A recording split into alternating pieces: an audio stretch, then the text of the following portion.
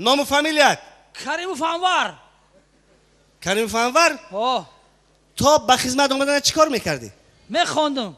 معلومات عالی داری؟ معلومات عالی. آفرین. کدام دانشگاه با؟ دانشگاه پتئو.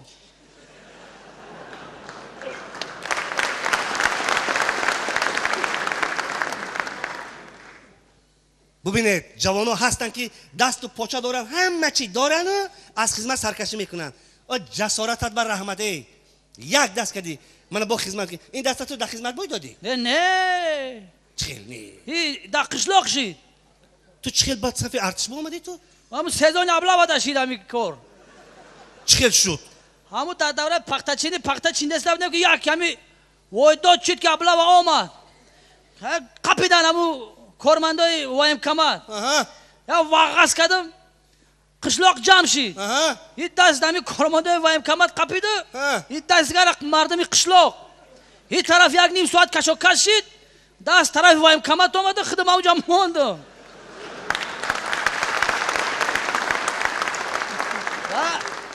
و دیگه مجبور شدیم که قفای دست بیاییم.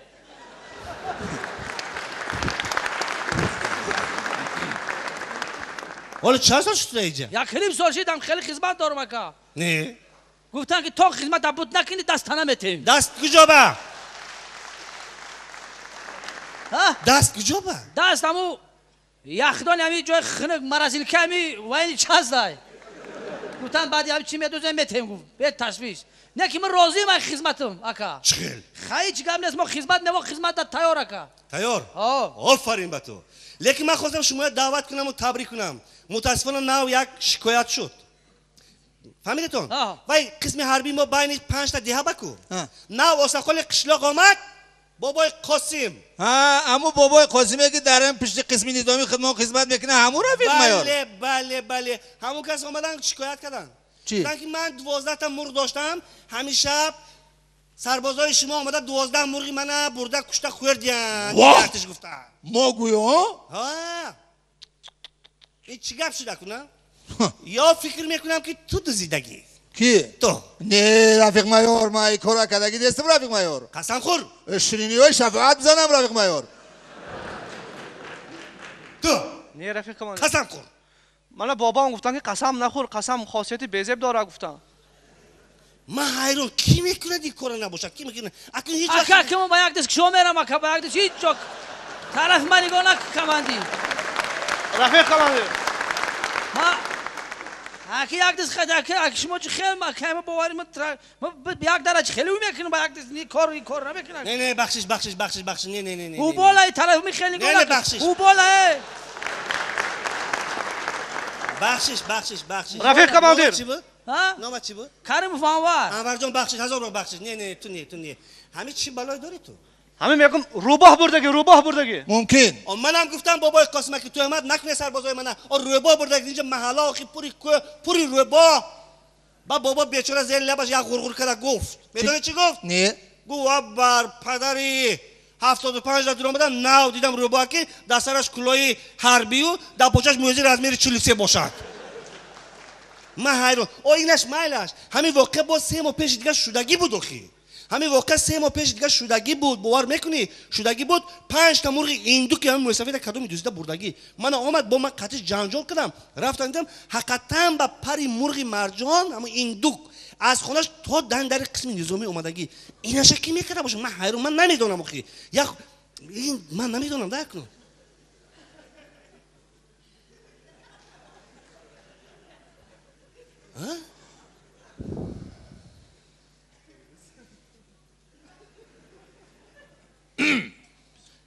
گوش کن. یکم بالا نداری؟ گفتم که او بالا. و دل من تو دور میرد کیم چه تو چه؟ نکردم بگردن نمیگیرم که نکردم با بچه 5 مرغ ایندو کم با جوم نخبیدم با خیلی بقبم 5 در آواز بیدن و نکردم.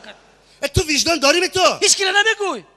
هیچ کی نمیگوی که. بلا زد نه هیچ کی با نمیگویم. همین مجبور کردن که همین کارا که.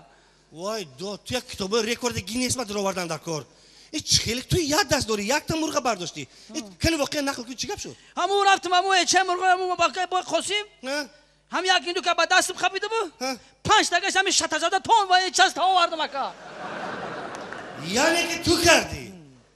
بالا زناتیا نه که حاضر که وقتی جای گپ نیستای فهمیدی حاضر مهمونا میبیان من با شما تر کنم من جنگ و جنجال بعد از وای میشد فهمو گوش کن تو سوال فقط تو بعد همه برآمدی که از نظر دو دشمن برآمد چیکار میکنی هر دو دشمن را میپرونم автоматم خطی آفرین این دفعه برآمدی که 10 تا دشمن 1 تا تانک 10 دشمن автомат خطی میپرونم 10 تانک 1 تانک 10 تای تانک میدونم خدمت خطی تانک میکفولم اکا این دفعه با تو برآمدی یو ویا برونی نه بیا با برآمدی کی یا آوردنش بگه اکا بیار بو بیار چند تا باشه بیار شکم میکفولم این دفعه با برآمدی 10 تا تانک 1000 تا دشمن چیکار میکنی 10 تا تانک 1000 تا دشمن بله قدم ها را کلون بس سویش میمونم البته بسوی دشمنی منفور نه بسوی وطن اوی برادر در خفا مادر وطن گفته ای صورت که پسرم من احتیاط میکند نگاه میکند مردک چی دمی ارمیا تو خمایم یه آدمو چیکار میکنه لگا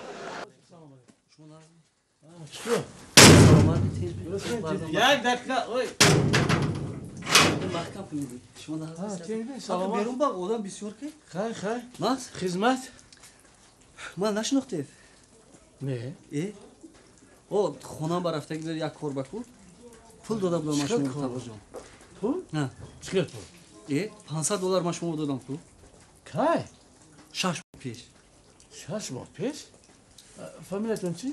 6 ماه پیش روزیوف روزی بای 6 ماه پیش او خونه به 44 بار رفتید دمی زورم نولا کردید کو یا ماه گفته گفتید کو همون باور کنین خونکی اومد کودکو پای لوچ خونه باشد هیچ گم نه من روزی بود هستن 48 چی 48 رقم 48 میدونید 6 ماه پس التماس در کن مجبور شدم با اومدم همینجا گفتم گفت که یک 6 ماه پس میکنی اقلا نیست باشم نمیتونید نه مایرش شو آمدید نه همون گفتگی قرض دوام دارد صحنه قرض سریال سریای 2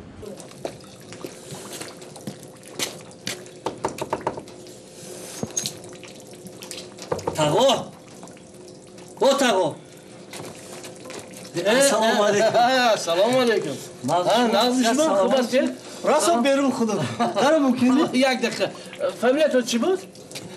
روزیو روزی در یادم هست سلامت باشید میدونید اندک کارها نامد کردگی یک 6 ماه پس خبر میگم اون دفعه آمدم تاغو جان 6 ماه گفتی من با آمدم در یادم هست روزی گفتید می زنگ همون کتابچه من اینجا برو روز خونو کودکو گوشنا همش رو میدانم السلام علیکم شما نظم درست شد فامیلتون روزی بود روزی من حاضی یک دقیقه من روزی هستن؟ چی هستون؟ تمام رحمت شما نرشتگی چی هستون؟ کارا بود رحمت شما ببخشید 6 ماه پس نمیتونید خبر کنید نه نمیتونم دو دفعه آمدم 6 ماه دیگه اندکک دادرجان فیلم جوش به 6 مونده ای حالا شتگی میاد کارو آمد ندارد اگر یک زیرکه داریم هم زیرکه اجرا کنیم انشالله پولتون رو تار کنه براله میدیم آقا این زیرکه شما کی بود میشد اوخی تاغو خیر اگرم فهموندم تو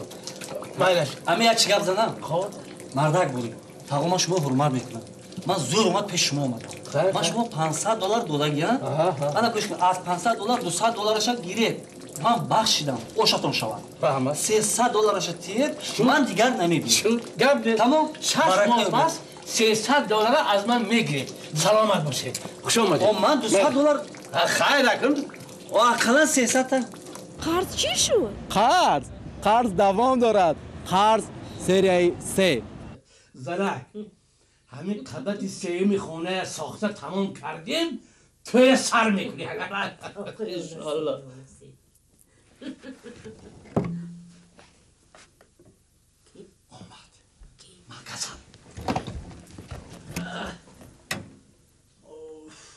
السلام علیکم شما نازم تاغو جون سیاد سلامت باشید ها با چو کنید تخلاتون پرداختی سلامتی رحمت شما نازمی برو الهی من شفای بیمار خیلی سلامت باشه الله اکبر تشکر شما ناز خوش آمدید با چو کنید خیلی خوب اکرم همین کارا هیچ آمد نکرد بتون گوید مزه پرید نزدیک نشوید همش نرز میشه همون مسئله با اومدم تقا جان میبخشید که شما بیمار رو کدوم مسئله پول داده بودم کمه تقا جان همون یادم هست هست می؟ خدا با شکر همون کارا بود میکردید بعد دیگه من شما هم نمیدادم باور کنید مزه نیست 6 ماه پس می آمدید همش تقا همش جان رو برابر میکردیم باری سه ماه میگوید 6 ماه این آدم من بینید خود 6 ماه پیش چه بود دهنتون شما پرونه ده آدم پولش من چی قدم گرفته میبرم میتم گفتم میتم 6 ماه پس تقا باور که من نمیدونم دیگه قد شما چه گپ زنم ده همین شما رنگ رادیو برو یک گپ 20 بار تکرار میکنید شما فامیلتون چی بود نمی یک دقیقه روزی بود تقا باور که من دیگه نمیدونم ای خدای همون بعد از تی با پوداش هم خیلی بود است نه تقا